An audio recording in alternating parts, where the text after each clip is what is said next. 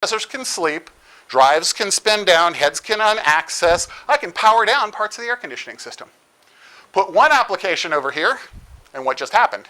I got to spin up enough to let the infrastructure spin up for that rack, at least the power conditioning system, and probably for some aspects of the rest of the rack, since my air conditioning is unlikely to be as granular as on a per rack basis. Unless I've got ducts for each rack in terms of being able to moderate flow, I've got a problem. More than that, air conditioning systems are very, very efficient near their peak operating load. Turn them back to 20% of that load and they get very, very inefficient. You start spending a lot more money for the per unit work that gets done. They're operating outside of their efficiency zone. So what do I do instead? I make very clear to myself that I understand where there are assets that are essentially unencumbered. And I try not to provision just one asset over there in terms of that one provisioning potentially triggering a whole lot of cost, right? Take, for example, ACPI and policy. There are APIs that allow applications to say, I can tolerate being power moderated in my environment, and other applications which may be very sensitive to latencies and amount of processor they get, and they can declare, I can't tolerate being power moderated. Do not use power management settings while I'm running on you. Now, I've got 9 applications sitting here. One of them declares I can't tolerate power moderation. What does that mean for the processing load for all of the others? The processor on which they're hosted, unless I've got a very decomposable power distribution scheme, split bus mechanism, or individual cores that can go to sleep individually on a die, right? Unless that happens, I wind up having this guy dictate the power policy for every last one of these. This processor in general is going to be running flat out, regardless of the power management settings these guys can tolerate. So the awareness of my application's ability to tolerate should tell me where I should provision this guy. You want all the guys that can't tolerate power moderation running in the same locus, right? So that the other guys can actually power down, go to sleep, use high efficiency modes, run at lower speeds, learn at lower energy consumption rates. More than that, I need to know the same thing for aisles and where I'm provisioning.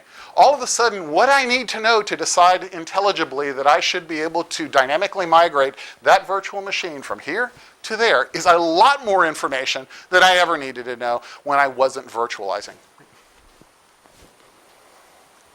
Interesting coupling. We talked about the owning Zen trilogy and the ability in that circumstance to demonstrate compromising a system, getting domain zero access, taking over a DMA capability, and writing right into the hypervisor code that you want to put there, right? What is the thing that was shared that puts systems at risk? That is, if I compromise this, which systems could be compromised? Was it only those systems that were sitting on one ESX host, or was it any system in an environment?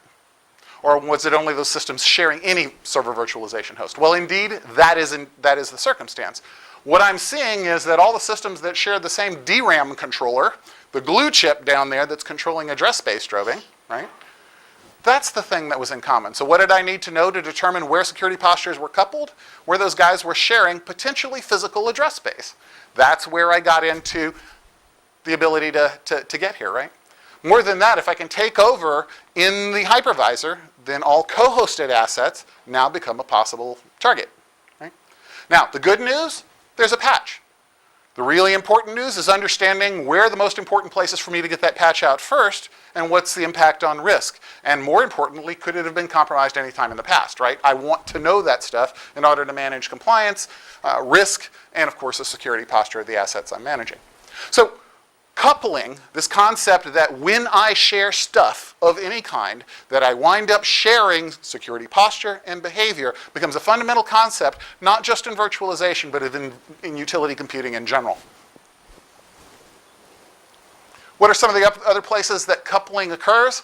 Well, of course, memory, especially NUMA, right? Non-uniform memory architectures mean that if I know I'm here and my affinity is to this processor and my data is over there, then I get a much higher penalty than if I can co-locate those things. The ability to understand memory allocation and the NUMA architecture and have that affect provisioning and how I control memory in virtualization becomes pretty important. NICs. We've already seen the guidance associated with isolating the NICs, the transactional LAN from the operating system's NIC from the NIC that's used to do migration. They all need to be different and insulated from each other.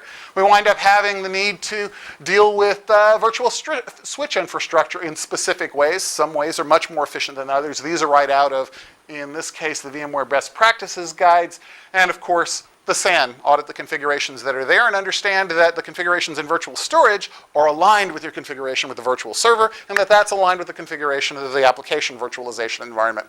Only when they're all aligned do I wind up having the service or application stack in a solid security posture on all of its supporting layers of technology. Regulatory coupling. Even the PCI folks, the guys who make the regulations that determine how much you pay and whether you can or not do credit card processing for the Visa side of the fence, have acknowledged a level of coupling. And the level of coupling is essentially showing up here. First, they're interested in credit card processing to make sure that there is physical or logical network segmentation in place to separate credit card processing facilities from non-credit card processing facilities. This has been interpreted by PCI auditors to be extended to separation in virtualized environments as well, although not consistently interpreted. We wind up having the load balancing environments where I might have multiple member cluster behind a firewall or a dispatching mechanism of some sort, right?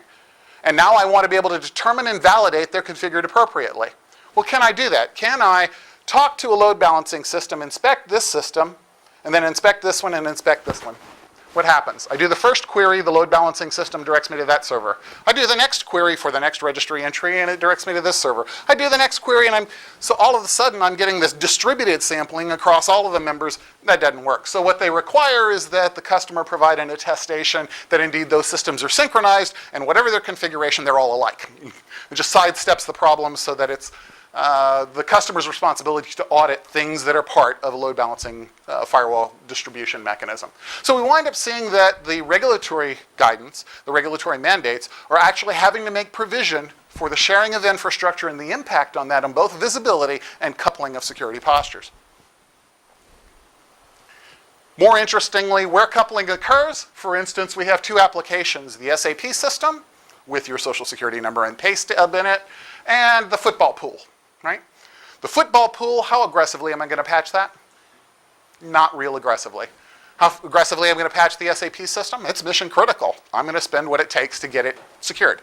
Now, they share here the storage area network. If one's going to get compromised, which one's it going to be? The football pool. Suppose it does. And it takes over the virtual hosting environment, controls the host bus adapter, executes a WWN spoofing attack, and redirects the SAN traffic to an IRC channel out on the internet. And at the same time copies all the traffic back here so nobody knows that that just happened. Note that what just happened, by sharing just at one layer in an application stack, I have coupled the security postures of two applications, the football pool and the SAP system. Not something you always want to be happening without you being aware of it and without you putting appropriate controls in place. If I decide when I co-host that I'll pay attention to this guy because he becomes a potential foot in the door, lock him down just as tight as I lock down this stuff, then I'm okay again. All of the objections that we've raised are things you can do something about. You just have to recognize them and do something about them, right? You are paying attention to a level of control that you didn't have to do in non-virtualized environments. But how much time do we have left?